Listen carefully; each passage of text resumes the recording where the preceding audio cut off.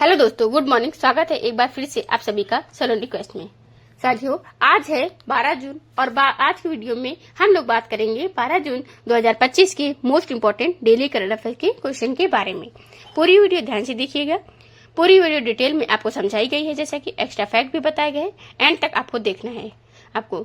जैसे कि अब चलिए स्टार्ट करते हैं हमारा पहला क्वेश्चन आज का। हाल ही में अंतर्राष्ट्रीय खेल दिवस कब मनाया गया? अंतर्राष्ट्रीय खेल दिवस ये कब मनाया गया है, ये बात हो रही है।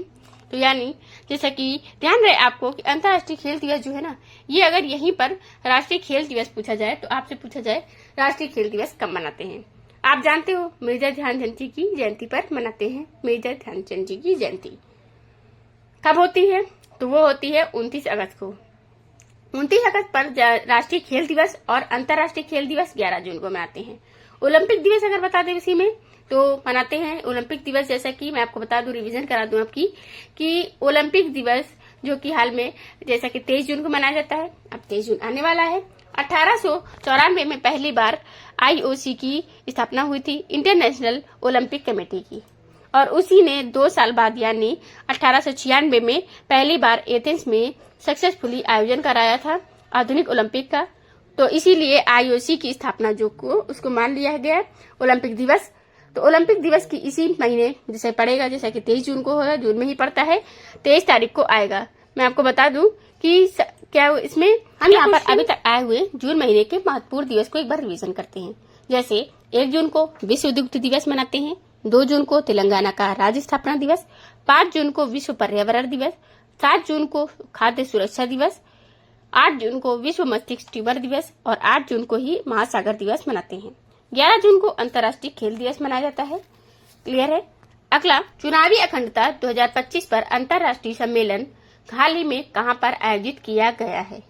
आयोजित किया गया है, ये आयोजन है, सम्मेलन है, अंतर्राष्ट्रीय सम्मेलन चुनावी अखंडता पर है। सम्मेलन कहां पर हुआ है? स्वीडन में। इसमें भारत के मुख्य चुनाव आयुक्त ज्ञानेश कुमार जी यहाँ पर गए हुए थे, जो हिस्सा लिए थे इसमें। स्वीडन में ये हुआ है ग्लोबल कॉन्फ्रेंस। तो अंतर्राष्ट्रीय लोकतंत्र और निर्वाचन सहायता संस्थान के द्वारा आयोजित किया गया था।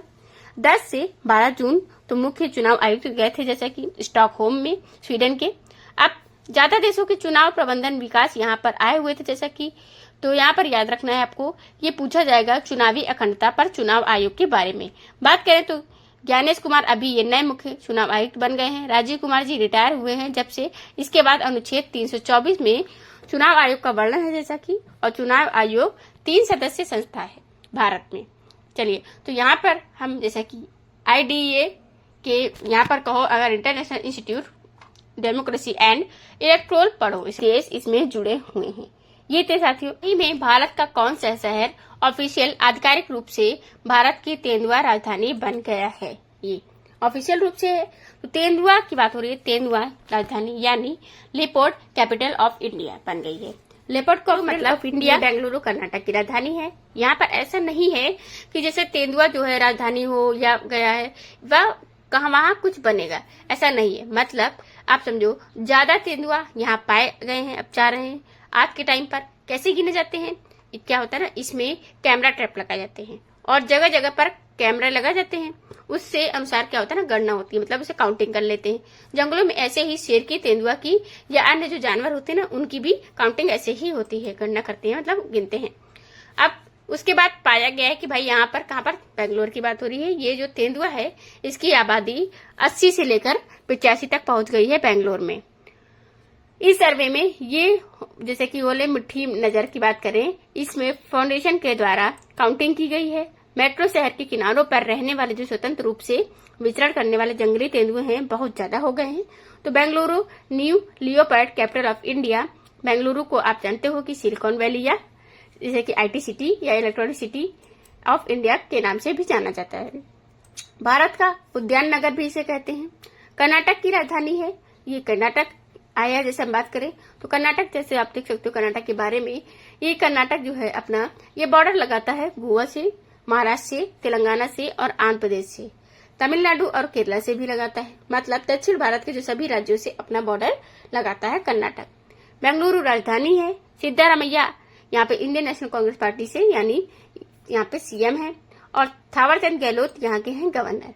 यहाँ पर बन्नेर घाट राष्ट्रीय उद्यान है, बांदीपुर राष्ट्रीय उद्यान है, मधुमलाई राष्ट्रीय उद्यान है, नागरहोल राष्ट्रीय उद्यान है, यक्षगान है, डोलू कुलिथा है।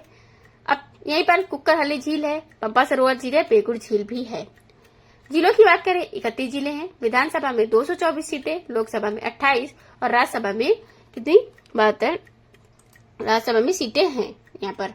अगला क्वेश्चन हमारा, तमिलनाडु राज्य सरकार ने कहां पर आधिकारिक रूप से ग्रेटर फ्लेमिंगो अभ्यारण्य घोषित किया? ग्रेटर फ्लेमिंगो अभ्यारण्य घोषित किया है ग्रेटर फ्लेमिंगो। तमिलनाडु राज्य ने अभी धनुषकोडी जो मतलब इसमें घोषित किया है, धनुषकोडी में ऑफिशियल रूप से ये ग्रेटर फ्लेमिंगो अभ्यारण्य घोषित किया गया है।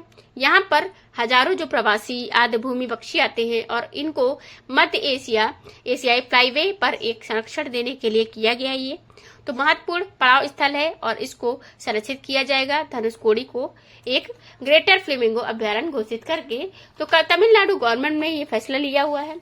मन्नार बायोस्फीयर रिजर्व की खाड़ी के भीतर है। मन्नार बायोस्फीयर रिजर्व कहाँ पर है? तमिलनाडु में आप जैसे देखोगे ना तो वहां पर आपको लास्ट वाले हिस्से में मिल जाएगा। वहां से लेकर के जो श्रीलंका में जो कनेक्ट करते हैं ना राम सेतु है, तो उसी को जैसे कि उसमें जो लास्ट वाला हिस्सा है वही है धनुषकोडी। क्या है? धनुषकोडी में ही बीच में वहां पर मन्नार की खाड़ी का एक जैसे कि मन्नार की खाड़ी है, वहीं पर मन्नार बायोस्फीयर रिजर्व बनाया गया है। मतलब जैसे धनुष नेशनल पार्क होता है, ऐसे जलीय पार्क है जैसे नेशनल पार्क होता है, या फिर जंगल को लेकर के या पेड़ पौधों वाली जगहों को लेकर के, ऐसे ही एक यहाँ पर जल के संरक्षण को लेकर के बायोस्फीयर रिजर्व बनाया गया है। मन्नार बायोस्फीयर रिजर्व है तो वहीं पर ये भी स्थापित किया जा रहा है। तो रामेश्वरम तालुक में जैसे राजस्व और वन भूमि दोनों को कवर करता है। ये इको टूरिज्म को बढ़ावा देगा। तमिलनाडु आया है, अब तमिलनाडु देख लो आप। तमिलनाडु की बात करें तो सबसे दक्षिण में ये जैसा कि बनता है, चेन्नई इसकी राजधानी है। एम.के. स्टालिन डीएमके पार्टी से यहाँ के सीएम है और एन रवि जो है यहाँ के गवर्नर हैं। 38 जिले हैं। विधानसभा में 234 सीटें, लोकसभा में 39 और राज्यसभा में यहाँ से 18 सीटें जाती हैं। पुलिकट, कालीवली, सिंधाल, नरवर यहाँ पर झील है। कुंडी नेशनल पार्क है, अन्नामलाई टाइगर रिजर्व है, मधुमलाई नेशनल पार्क है, पलक्कड़ का यहाँ पर दर्रा भी है। भरतनाट्यम आप जानते हो दुनिया का सबसे पुराना लोक नृत्य यहीं पर है। करकट्टम, मोलियट्टम ये भी होता है। तमिलनाडु अपना बॉर्डर आंध्र प्रदेश से और कर्नाटक से और केरल से शेयर करता है। भारत का पहला पानी के नीचे जो संग्रहालय है और प्रवाल शैल माला कहाँ बन रहा है? तो पानी के नीचे म्यूजियम यानी अंडर वाटर म्यूजियम प्रवाल शैल माला ये बनाया जा रहा है साथियों। अभी हाल ही में महाराष्ट्र में ही एक इंडियन नेवी की शिप थी जो रिटायर हो चुकी है, आईएनएस गुलदार जो है ये पानी के नीचे डाल के मतलब ये क्योंकि ये ना सेवानिवृत्त हो चुकी है, रिटायर हो चुकी है, लैंडिंग शिप है तो इसको म्यूजियम के रूप में कन्वर्ट किया जाएगा। अक्सर ऐसा होता है कि कोई जो सबमरीन हो या कोई शिप हो जबकि वो डीमी पर किया जाता है मतलब रिटायर कर दिया जाता है, तो उसको चीजों में यूज में ला सकते हैं। जैसे कि अगर वो ठीक ठाक बाहरी आवरण उसका देखने लायक है या उसको कुछ म्यूजियम के रूप में बना देंगे, नहीं तो उसके पार्ट्स को निकाल करके क्या करते हैं अन्य शिप में मतलब लगा देते हैं। नया शिप जो बन रहा हो उसमें यूज कर लेंगे उसके पार्ट्स का। अब म्यूजियम के रूप में भी बहुत बार यूज किया जाता है, जैसा कि ऐसे ही अब यहाँ पर आईएनएस गुलदार की बात हो रही है तो इसको पानी के नीचे डाल के इसको अंडर वाटर म्यूजियम बनाया जाएगा और प्रवाल शैल माला बनाया जाएगा। ये है इसकी। अब कहाँ पर बनाया जाएगा? 10 जून से इसकी शुरुआत होने वाली है, परियोजना है ये। इसका समापन 2025-26 की शुरुआत तक हो जाएगा। मतलब अब ये म्यूजियम पूरा बन जाएगा। कहाँ पर बन रहा है? सिंधुदुर्ग, महाराष्ट्र में। ये क्वेश्चन इंपॉर्टेंट है। अगर आपको याद हो तो जब एक बार अनाउंस हुआ था कि आज से कुछ महीने पहले कि 6 से 7 महीने पहले, तब भी जैसे हम आपको बता दें कि 46.91 करोड़ की लागत आने वाली है इसमें। अब यहाँ पर हम महाराष्ट्र के बारे में जान ले। महाराष्ट्र की जैसे कि मुंबई और नागपुर इसकी राजधानी है महाराष्ट्र की। सीएम यहाँ पे देवेंद्र फडणवीस है, सीपी राधाकृष्णन यहाँ के गवर्नर हैं। अगला क्वेश्चन हमारा 25 में मालदीव का ग्लोबल ब्रांड एम्बेसडर किसे बनाया गया है? मालदीव का जैसे ग्लोबल ब्रांड एम्बेसडर किसे बनाया गया है? तो ये बनाए गए हैं यहाँ पर कैटरीना कैफ। ये लोग पैसे के लिए कुछ भी करने के लिए तैयार है। जैसा कि मालदीव पिछले दिनों में बहुत सारी चीजें बोला था कि भारत के खिलाफ करेंगे, उनके मंत्रियों ने बोला था, बहुत रिलेशंस खराब हुए थे, लोगों ने लक्षद्वीप की तरफ रुख करने को भी कहा गया था। जैसा कि ये लोग कभी लक्षद्वीप का ब्रांड एम्बेसडर नहीं बनेंगे और इस लोग को पैसा मिलेगा तो मालदीव का प्रमोट करेंगे, पैसा मिलेगा तो पाकिस्तान से भी पाकिस्तान का प्रमोट करने लगेंगे। अब ऑपरेशन सिंदूर में किसी को एक भी आवाज नहीं निकली, किसी की पैसा मिला नहीं, तो मालदीव में जो कि जैसे कि देश विरोधी गतिविधियों में शामिल रहा है, चाइना की सपोर्ट में खुल करके वो पिछले दिनों में ये प्रमोट करेंगे। ब्रांड एम्बेसडर बन गई है कौन? कैटरीना कैफ। अब इन लोग की जो PR एजेंसी है ना, वो सब इनकी कोई फिल्में आने वाली होती है ना, तब इनको बहुत ज्यादा भारतीयता, बहुत ज्यादा सभ्य नारी होके प्रेजेंट किया जाएगा। जैसे कि इनकी PR एजेंसियों के द्वारा जब भी कहीं जरूरत पड़ेगी, सेलिब्रिटी हो, जब भी सेलिब्रिटी की कहीं जरूरत पड़ती है, जैसा कि सोशल मीडिया पर कुछ ऐसा पॉजिटिव इम्पैक्ट लाओ, वहां पर ये लोग क्या है, गायब हो जाएंगे, कोई दिखाई नहीं देगा, तब नहीं दिखाई देता। अब जैसे कि ऑफ लाइफ के बाद जरिए कहेंगे, ये हम कहें मालदीव का प्रचार करेंगी, मालदीव में लोगों को बुलाएंगे। खैर, अब चलिए आगे बढ़ते हैं। हमारा अगला क्वेश्चन है, हाल ही में मुंबई में आयोजित वित्तीय स्थिरता और विकास परिषद FSDC की 29वीं बैठक की अध्यक्षता किसने की? तो मुंबई में आयोजित हुआ है। ये एक इम्पोर्टेंट पॉइंट है, जैसा कि वित्तीय स्थिरता और विकास परिषद यानी कि financial stability and development council, ये होगी, इसमें FSDC की है ये। अब यहाँ फाइनेंस मिनिस्टर की बात करें तो निर्मला सीतारमण जी हैं, जो कि भारत के वर्तमान में, इन्होंने इसकी अध्यक्षता की है। कौन सी बैठक थी? 29वें नंबर की बैठक थी। आप आर्टिकल जैसे देख सकते हो कि यहाँ पर बात करें रिड्यूस अनवेम्बरेड, अब हम बताएं reduce unclaimed assets FM Sitharaman to financial sector regulators, जैसा कि हमारा है। अब इसका उद्देश्य क्या बताएं? ये 29वीं मीटिंग की गई है। फाइनेंस मिनिस्टर सीतारमण ने यहाँ पर फाइनेंशियल सेक्टर में रेगुलेटरीज की ओर मजबूत करने के लिए किया है आयोजन। 10 जून को आयोजन किया गया मुंबई में financial stability and development council का। अगला क्वेश्चन है, हाल ही में गुजरात हाईकोर्ट के नए चीफ जस्टिस कौन बने? गुजरात हाईकोर्ट के नए चीफ जस्टिस बन गए हैं justice NS Sanjay Gowda. NS Sanjay Gowda इससे पहले कर्नाटक हाईकोर्ट के काम कर रहे थे और अभी इनको गुजरात में प्रमोट करके ट्रांसफर किया गया है। यह बन गए हैं वहां के चीफ जस्टिस गुजरात हाईकोर्ट के। अच्छा, हाई कोर्ट आप जानते हो टोटल कितने होते हैं? 25 हाई कोर्ट हैं। हाई कोर्ट के चीफ जस्टिस हो या जस्टिस हो, इनकी नियुक्ति राष्ट्रपति के द्वारा की जाती है और राष्ट्रपति ने यहाँ पर जैसे कि यहाँ के जो उच्च न्यायालय के हाई कोर्ट की नियुक्ति की हुई है। शपथ कौन दिलाता है? शपथ अगर हाई कोर्ट की बात की जा रही है तो वहाँ के राज्यपाल दिलाएंगे, अगर सुप्रीम कोर्ट की चीफ जस्टिस की बात की जा रही है तो राष्ट्रपति दिलाएंगे। तो यहाँ पर राष्ट्रपति ने नियुक्त किया है, लेकिन शपथ इनको दिलाएंगे वहां के राज्यपाल, गुजरात के राज्यपाल। 25 हाई कोर्ट हैं टोटल मतलब वाला। अब यहाँ पे 25वां अगर पूछा जाएगा तो कौन सा है आपको बताना है। अमरावती हाई कोर्ट कौन सा? अमरावती हाई कोर्ट यहाँ पर पड़ता है। अब ये आंध्र प्रदेश में है। कहाँ पर है? आंध्र प्रदेश में है हाई कोर्ट, जो 25वां अमरावती है। इसके बाद बात करें लेटेस्ट वाला सबसे बड़ा पूछा जाएगा, ये है इलाहाबाद हाई कोर्ट। बताना है आपको, सबसे बड़ा हाई कोर्ट है पूरे भारत का। हाई कोर्ट के बारे में अगर पूछा जाए, नियुक्ति जो होती है वो किस अनुच्छेद के तहत होती है, तो ये क्वेश्चन बड़ा पूछा जाता है एग्जाम में। अनुच्छेद 217 के तहत, अनुच्छेद 217 की बात हो रही है, इसके तहत कोर्ट में जस्टिस की, चीफ और जस्टिस की नियुक्ति की जाती है। ट्रांसफर कब होता है, किस अनुच्छेद के तहत होता है, क्वेश्चन ये भी पूछा जाएगा। तो पहली बार हम बात करें, पिछली बार जैसे कि CGL के एग्जाम में क्या हुआ था, क्वेश्चन में पूछा गया था कि हाई कोर्ट के जो न्यायाधीश होते हैं ना, उनका ट्रांसफर जो होता है ये अनुच्छेद 222 222 याद रखना है आपको, जैसा कि किसके तहत होता है, अनुच्छेद 222 के तहत होता है। ट्रांसफर की बात हो रही है यहाँ पर, ये ट्रांसफर होता है। और जैसे मैंने आपको बताया कि कर्नाटक हाई कोर्ट में थे ना, फिर ट्रांसफर होकर के ये कहाँ पर आए हैं, इसमें गुजरात में आ गए हैं। और अनुच्छेद 222 में इसमें जैसा कि ट्रांसफर की बात होती है, इसके बारे में चर्चा की गई है। अब अगला क्वेश्चन हमारा, ई विधान एप्लीकेशन नेवा को अपनाने वाला भारत का 29वां विधायी निकाय कौन सा है? तो जैसा कि हम आपको बता दें, कुछ दिन पहले हमको पता थे, आपको दिल्ली के बारे में बताया गया था कि वहां पर 28वां बना था, अब 29वां कौन बन गया है, नेवा, यानी कि नेशनल ई विधान एप्लीकेशन को अपनाने वाला ये बन गया है पुडुचेरी। पुडुचेरी भी एक केंद्र शासित प्रदेश है और ऐसा केंद्र शासित प्रदेश जहां पर विधानसभा है। देखो, जहां पर विधानसभा है वहीं पर विधान ई एप्लीकेशन लागू हो पाएगा, क्योंकि ये विधानसभाओं के प्रोसेस को ऑनलाइन करने के लिए या कहें कि पेपरलेस करने के लिए होता है। केंद्र सरकार ने शुरू किया था, नेवा परियोजना है। और धीरे धीरे करके जो 29 जो राज्य है ना, 29 राज्य मतलब कि अब समझो राज्य और केंद्र शासित प्रदेश मिला करके इनको शामिल कर लिया गया है।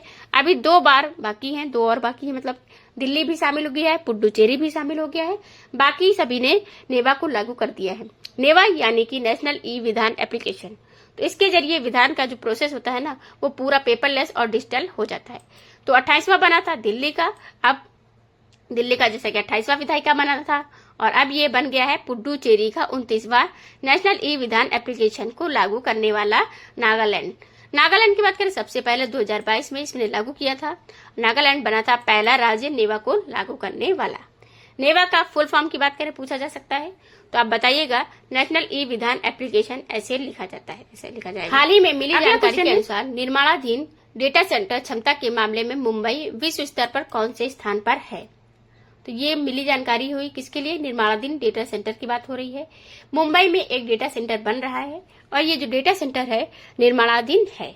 और अभी ये जैसे कि दुनिया में अभी एक रैंकिंग की बात हो रही है, पता चल लगाया गया है कि क्षमता के अनुसार जो है ना किस रैंक पर आता है। तो इसमें बताया गया कि मुंबई में जो बन रहा है डेटा सेंटर ये 6ठे पायदान पर है क्षमता के मामले में। मतलब दुनिया में 6वां सबसे बड़ा एशिया पैसिफिक रीजन में सबसे बड़ा है ये, मतलब एशिया पैसिफिक रीजन में तो सबसे बड़ा बन रहा है मुंबई में भी, और लेकिन वर्ल्ड में ओवरऑल देखा जाएगा तो 6वां सबसे बड़ा ये डेटा सेंटर बन रहा है। डेटा सेंटर मतलब जो आप ये व्हाट्सएप और फेसबुक या इधर उधर के जो मैसेज भेजते हो ना, फोटोज भेजते हो और जो ये पड़ी रहती है ना इतने दिनों तक, कहाँ पड़ी रहती है, ये डेटा सेंटर में ही स्टोर करके रखी जाती है। जब डेटा निकालना होता है तो यहीं से लाया जाता है। तो सिर्फ बड़े बड़े स्टोरेज बनाए जाते हैं सुपर कंप्यूटर्स के, तो यही डेटा सेंटर होता है। ये डेटा सेंटर जो है मुंबई में भी बन रहा है, भारत में बन रहा है, और जैसा कि 97 शहरों में से 6ठे स्थान पर है, ये अभी रैंकिंग में पाया गया है। देखा गया है कि पूरी दुनिया में सबसे बड़ा डेटा सेंटर वर्जीनिया में स्थित है। उसके बाद दूसरे नंबर पर बताएं, ये जैसे कि कितना था, अटलांटा में, किसमें, अटलांटा में 1000 मेगावाट क्षमता वाला है। कोलंबस की बात करें तीसरा, तो ये 546 मेगावाट का है। मुंबई वाला जो है ना वो ये है 335 मेगावाट क्षमता का डेटा सेंटर है।